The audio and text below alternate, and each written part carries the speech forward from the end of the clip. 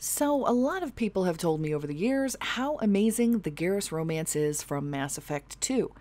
And I was excited to see it through to the end as well, considering Garrus is pretty awesome. I mean, he's funny in that dry wit sort of way. I could probably do a whole video just on that. Now wait, I'm supposed to get rescued. The crazy ones, you don't know what they'll do to me. I'm willing to make a guess. But after seeing the whole romance through in Mass Effect 2, I have to say I'm a bit disappointed. Oh, I can already hear the collective boos, but before I can really explain what I'm even upset with, you know I'm gonna have to go over the whole romance from the beginning. I won't go through anything that happened in the first game, since he wasn't a romance option then, but he was still with you, which makes him the only crew member that actually returns to fight by your side. Well, besides Tally. But for me, that added an element of familiarity. It made me feel closer with him than the rest, and that's definitely good for the sake of the romance. I mean, if I was going to take a chance with anyone after Kaidan decided he was just too good for someone who got resurrected by Cerberus against their will, well, it makes sense to rebound onto someone you know, right? So let's just take a look and go over it the way I usually do. Here's the first point in the game where you can flirt with Garrus, which takes place after you complete his loyalty mission. It actually felt pretty disconnected to me because even though Garrus was the companion I spoke the most to, and took with me on literally every mission, he was the last one to give me his loyalty mission. So for days of playing, I would just get the same repetitive "I'm busy" dialogue every time I tried to talk to him. I do wish there had been some extra dialogue in the game, sort of like how you used to be able to talk to your Dragon Age Origins companions, and the more they liked you, the more stories they'd tell you about their past. But anyway, I'm only going to play the relative dialogue for the scene, which happens after a long discussion about how Turians prepare for battles. This recon scout and I had been at each other's throats. Nerves, mostly. She suggested we settle it in the ring. I assume you took her down gently? Actually, she and I were the top-ranked hand-to-hand specialists on the ship. I had reach, but she had flexibility. It was brutal. After 9 rounds, the judge called it a draw. There were a lot of unhappy bettors in the training room. We ended up holding a tiebreaker in her quarters. I had reach, but she had flexibility. More than one way to work off stress, I guess.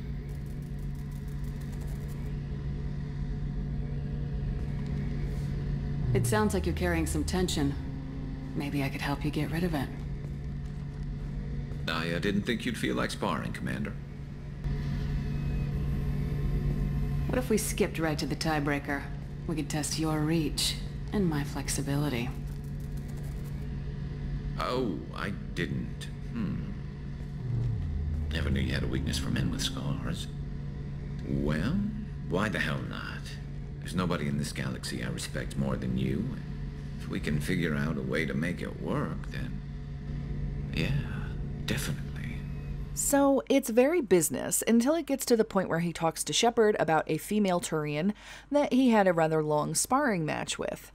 I was just kind of listening until this point where he very nonchalantly tells you that they had a tiebreaker in her quarters, reiterating about that reach and flexibility. I was actually kind of shocked that he just came out with that.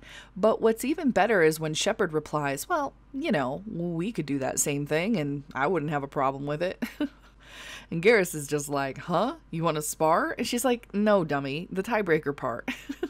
There's definitely a point where he is just like, well, crap, and is totally caught off guard. He still manages to recover with a little quip about her liking men with scars, though. But, I mean, that's Garrus for you. I really liked his reasoning afterwards about how he doesn't respect anyone more than you, which is just a good combination if you're going to be intimate. It shows he's got way more long-term relationship potential as well. I also love the way he says, yeah, definitely, here too. Yeah, definitely. It's just kind of, ooh. He's got the wheels turning in his head like, damn, that would be kind of hot. And it's almost like he's imagining it as he says it. And I do love the way Shep walks past him at the end, like, yeah, you know you want this human booty. I wasn't quite sure what he meant about figuring out a way to make it work, though. My first thought was, well, they are on a team, they're going to be facing the collectors, so I figured maybe he meant the technicalities of the relationship. I soon found out in the second romance scene, though, that it was a bit more complicated than just having a relationship with your superior. Have you got a minute?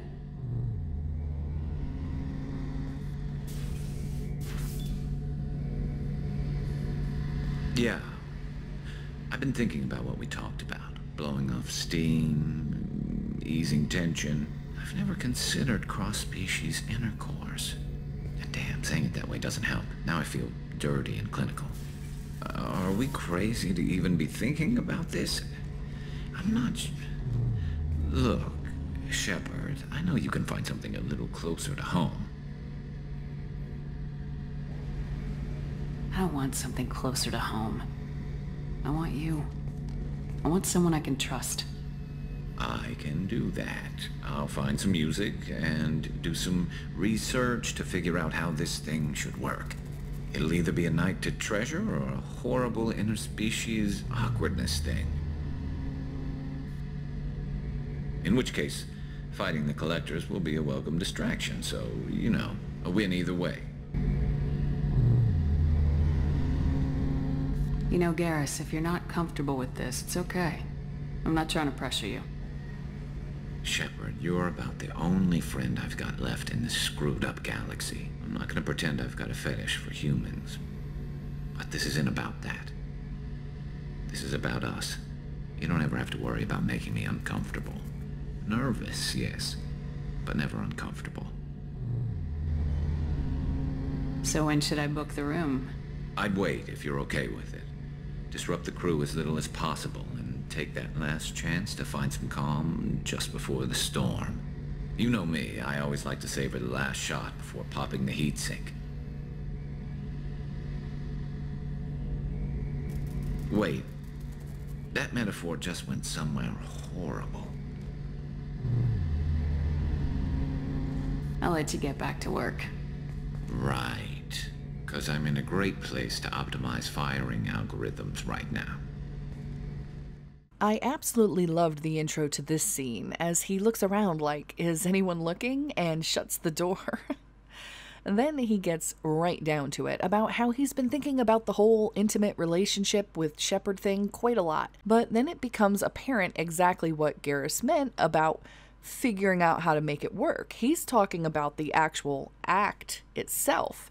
And this is what actually got me kind of excited about the idea of having a relationship with an alien. Ironically, I'm a lot like Garrus here in that I never really thought much about it. I figured, you know, he'd have a thing and we'd just put the things together. But this conversation got me thinking, well, what kind of equipment does he have? Does he even have something down below, or is he a Ken doll? I'm trying to be vague here to avoid trouble with the censors, but hopefully you know what I'm talking about. I mean, you can't tell me you wouldn't be thinking the same thing. So now my little mind has already come up with a bunch of different ways this could go down. I'm thinking, what if he has a stinger since he's kind of insectile? Ouch. Or what if he's like that guy Londo from Babylon 5 and he has an array of tentacles? I've got all sorts of scenarios running through my head, and I think that actually made this more fun than usual for me since I never even considered it before, and it's never really been an option when you have a human suitor. Although it seems to have the opposite effect on Garrus, where he's wondering if they should even be considering it. He even asks here, can't you find something more, I don't know, human? And Shepard is just like, well, I don't want that. I want you, someone I can trust, which is actually really fitting given what I said earlier about how he returns to the Normandy from the first game, when a lot of other people don't. And once you assure him, oh, then it gets interesting. He's going to find some music and do some research, and that alone cracks me up. The idea of him sitting up late night and looking up biology diagrams, or even just trying to find any info about interspecies relations, just makes me want to die laughing. It's such a silly thought. Which is probably the best thing about Garrus on a whole, is that he is funny. And as if trying to prove that, he goes right into saying how it will either be a night to treasure or the worst experience in awkward intimacy ever. There are some extra options here to ask if Garrus is uncomfortable with the whole thing or not, although I find it ironic that while she asks this, she's all touching his arm. Like, wait, didn't you just ask if he was comfortable with it and you're already touching him before he even answers? Well, I did play my shep on the renegade side, so it's not too surprising. I think it would have been nicer if he touched her instead, but you get what you get in this game. One thing I found kind of, I don't know, off-putting in this scene was how he mentioned he doesn't have a fetish for humans or anything. I guess you could take that as he's not obsessed with humans, or you could possibly take it as he's not attracted to humans at all.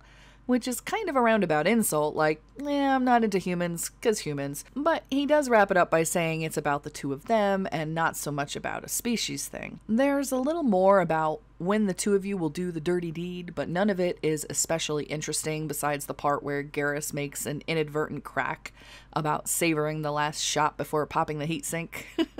He then realizes what he said and gets all awkward again. I think the best part is the end when Shepard just leaves him to his work and he admits that there is no way he's going to be able to concentrate on his complex task now. I honestly really liked this scene as a whole. These first two scenes are the best part of the romance, in my opinion. The first one because you get to have a lot of conversation with the lead-in to a big flirt, and the second one because, well, the whole thing is romantic. They could have done some things a little differently to improve it, but it's still really good. It's got me very intrigued at this point as to what a night with Garrus is going to be like. You can come back again and talk to him, but the dialogue is very short and basically just reiterates a lot of what you guys have already talked about. I'll play it quick for you though. Definitely. Part of me still thinks we're crazy for even considering blowing off steam, but I want to try it with you. I want a few moments that are just for us before we throw ourselves into hell for the good of the galaxy. I want that too, Garrus. Glad to hear it. I'll do some, research and figure out how to, Okay, that sounded bad. So, his Turian side is still questioning whether the two of you should attempt this whole thing, but then he confirms that he wants to try it with Shepard. This line right here is probably the best of the scene, just by the way the voice actor delivers it. I even like the lusty way Shepard delivers her line when she says she wants that too. It's like, well, okay. We all know we want it, so let's just get down to it, alright? He talks about his research again, and then it's just a matter of waiting for the suicide mission now. Sadly, all of that working through loyalty missions and progressing in the story to see the romance scene didn't really pay off. I'm just gonna play it, and then I'll talk about it afterward. Here it goes.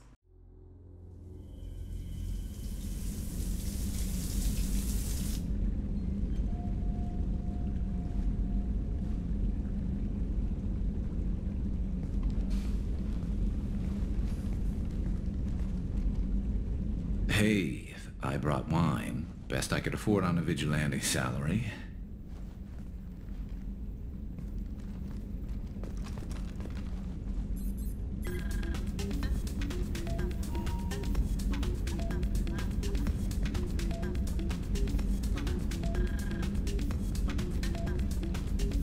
If you were a Turian, I'd be complimenting your waist or your fringe, so your, hair looks good, and your waist is very supportive. Hopefully that's not offensive in human culture. Whoa, consider me seduced, smooth talker. Now shut up and stop worrying. I've seen so many things go wrong, Shepard. My work at CSEC, what happened with Sidonis. I want something to go right. Just once. Just...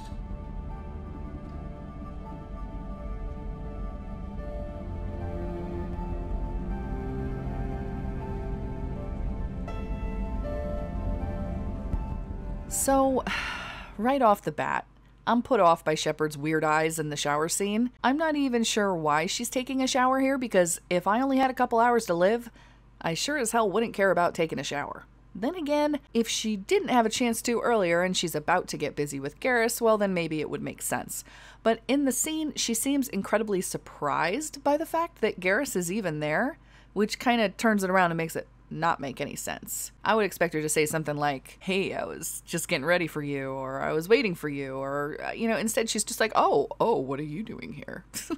And then we have Garrus, who starts off just completely bumbling and awkward. I honestly would have expected better. Garrus just never struck me as the type to be all worried about how he looked or what he did, and that's what's great about him. He says the crap most people only think about. But it gets worse when he goes to put music on, and holy crap, when I think about putting romantic or even intimate music on, this is not what I would play. I was cringing so hard at this point. And then they have him just put his arms out to the side, and he wobbles. I can't tell if this is a legendary issue or if he's supposed to be dancing. I'm just thinking, wow, if this wasn't Garrus, I'd kick his ass out of my cabin. All of this time, he still hasn't poured me any wine either, which would it have been so hard to do a little scene for that? And it doesn't get better from here, but at least it's understandable because we're not the same species, and he talks about my waist looking supportive. And God, this music is killing me. He keeps bumbling on, and I was just happy that the Paragon option to interrupt him appeared so I wouldn't have to continue straining through a scene I thought was going to be hot and passionate that is just nothing but awkward and more awkward.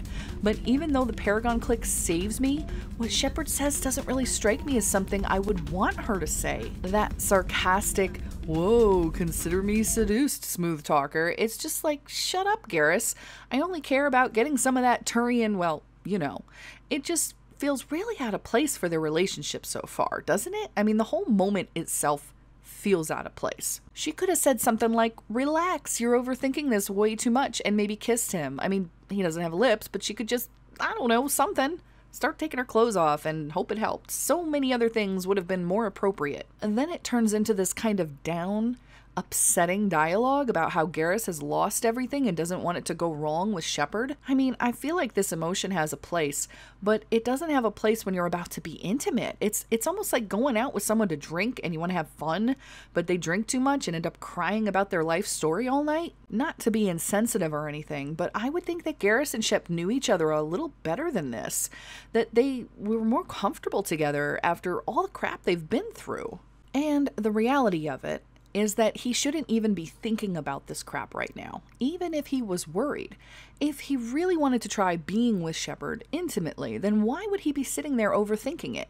Wouldn't he just be like, dang, I really like this woman, she's freaking Shepard, and she's amazing? Instead it's, oh no, I've lost everything and I'm gonna lose her too. It's just blah. It's not my idea of romance. And to be honest, I don't even feel like it fits Garrus's personality either. And I know most people will say, well, Garrus is the type who sucks it up on the surface. He does what needs to be done, whether it's moral or not. And that was him in the first game to a T.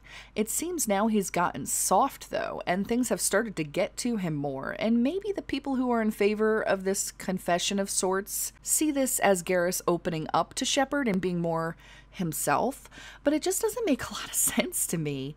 I could see worrying about this afterwards, like, oh, what did we do, but nothing's even happened yet. And this whole idea of nothing going right for him, it just seems out of place too. I mean, he's on Shepard's team for the second time, about to save the universe, and now she wants to do the horizontal mambo with him. I'd say more than a few things have gone right. But I have to say, the laziest thing about this whole scene is the ending. They touch foreheads. What? Are you freaking kidding me? I was waiting all of that time for this? You want to talk about feeling gypped? I'm thinking back to the first Mass Effect game and thinking, sure, the scene was fast and furious, but there was no question that you actually did it. They were both in the buff, and then there's even a scene afterwards where Caden is giving you them shirtless bedroom eyes. But you see what I'm getting at here. You know that the two of them did it, and it was good. They both enjoyed it. Now, I've also heard that the first Mass Effect got roasted in the media as selling inappropriate content in a game like it was some kind of simulator. And so I can imagine that probably didn't help BioWare want to make more intimate scenes for the second game, but look at Origins. They could have had their undies on. I would have been okay with so many different things. And I mean, they didn't take that preventative measure with other romances like Jacob's, for instance. But I'd like to think there is a clear understanding of what a character has done with another during the romance scene. And I don't even know what happened with Garrus. And they spent so much time building up the idea that alien relations were going to be frickin' unique. And well, how do we even do it? How could they not even touch on it? I mean, I find myself wondering, is he more like a grasshopper or more like a hornet? Now I'm actually going to have to look up how they reproduce so I can get some kind of an idea. But the way that scene went and the way Garrus talked, I wouldn't be surprised if they just cuddled.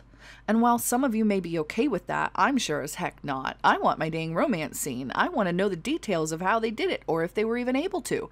It's just so freaking lazy to not even try to go there. Ugh. I also noticed that there was an option after I was done with the story to invite Garrus up to my room, so I did, and he came in and sat on my couch. I found two new options. One was to sit, and one had to do with resting on the bed, so I was like, okay, let's see if we get a kiss, or something. Anything to bring some kind of life to this romance. So on one hand, they did finally add 2 wine glasses, which is good.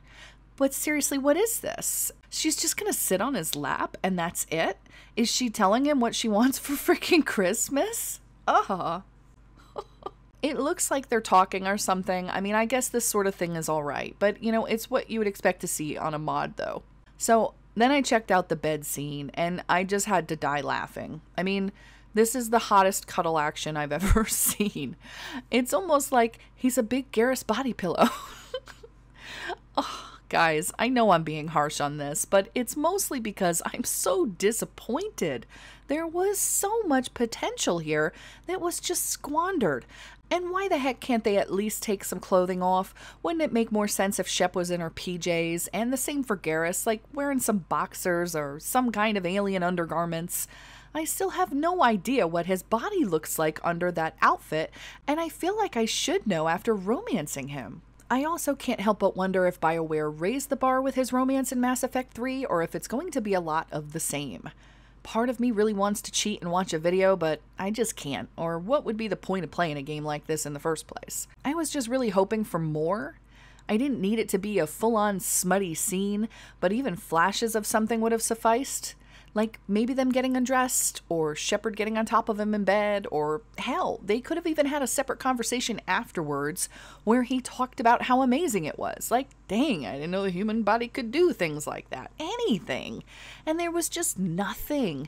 It's like it never happened. And honestly, after watching that romance scene, I would probably guess these two are in some kind of celibate relationship. The real difficulty is in deciding what I should do for Mass Effect 3 when I play it, because I'm really wondering if I should go back and hold out for Kaidan. He was being a total jerk on Horizon, but I would really like to see how the romance is in the third game, especially if you waited for him, because I imagine that would be a hard thing for most people to do, especially with all those options around. And that's the real question, because I can't help but wonder if they actually did something more in the third game that would make it worth it to just carry the romance forward with Garrus, and maybe finally see this romance realized to its fullest potential. I think part of the reason I'm so disappointed with the scene in Mass Effect 2 though is because I couldn't help but imagine these two being like super into each other, just trying to do anything they could to make it work.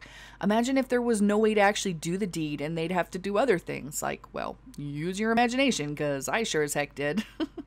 And then there was just nothing but emotional talks and cuddling. Granted, this is my first time playing through Mass Effect 2, so if there's anything I missed, let me know in the comments and I'll check it out. There's also the fact that I'm playing the Legendary Edition and I don't know what's been changed from the original, or if anything was bugged. Do me a favor though, without spoiling anything, if you've romanced Garrus in Mass Effect 3, just give me a simple, "it gets better" in the comments, and that will let me know that it's actually worth trying in the next game. I think eventually I'm going to have to see it anyway, but my first Mass Effect 3 romance is probably going to be Kaidan, if he isn't a total jerk again anyways. Ugh. Sorry guys, I know it's not exactly what a lot of you wanted to hear, but I'm not really good at lying. Plus, I figure most people would want to hear my actual thoughts on it and not just some fluff piece. I will admit I put off making this video for a while though, because I know how many people love Garrus, and I don't want this critique on the romance element to reflect my thoughts on Garrus himself, because Garrus is an awesome companion. But man, they could have stepped up his romance scene a lot more, and it started out so well too, which makes the ending seem even more lukewarm. Doing this video has got me wanting to get back into playing Mass Effect 3 again though, but with all the BG3 stuff still left to do, it's hard to find the time, especially with my complete lack of sleep considering Jerkbird is still at it. You might even be able to hear him in the background. Before I go on another tirade about how much I hate mockingbirds though, I wanted to thank my patrons for supporting me. It really means so much to me, and I try to provide you guys with some extra fun stuff for your effort. My books are up there, as well as art for the characters, and I even do Patreon-specific videos that are pretty fun, if not sometimes incredibly awkward. Especially when I read an SFW fanfic, which can just be, well, cringy. But you get the idea. There's stuff there, and it really helps keep things afloat for me. I don't have tiers, so you can just pledge whatever you think the content is worth to you. I'm also very communicative on there and love when people comment on things, so definitely check it out if you're interested. Okay, I've rambled on for long enough. I'll see you guys later.